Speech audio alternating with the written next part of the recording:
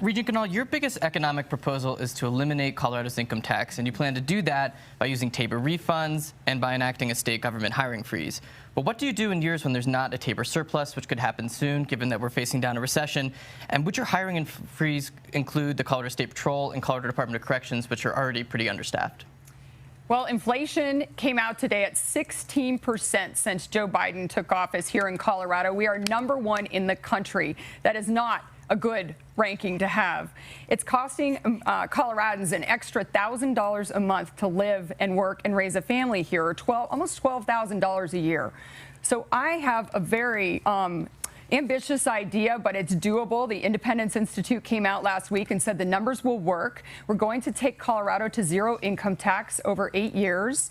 We're going to put more money back into the people of Colorado's pockets by changing the way we receive Tabor refunds so that they're income tax reductions, permanent ones. We're going to change fees back to taxes with voters' approval, which is what they are. They take more money out of your pocket. We're going to bring new business and industry here to Colorado. We're going to do a hiring freeze, not on State Patrol. Public safety is my #1 priority, and the first dollar I will spend as governor is cleaning up the crime tsunami that has been put in place over the last 4 years and have the backs of law enforcement.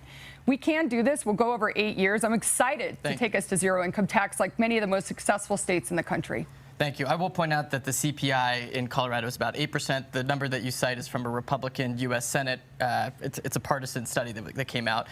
Onto the Independence Institute that found your proposal feasible. They also, pointed out that there'd be huge political hurdles that you would have to cross, including, for instance, getting voters to sign off on converting fees into taxes. Voters have not approved taxes in Colorado maybe once or twice in the past 30 years. So how do you plan on convincing voters to convert these fees into taxes?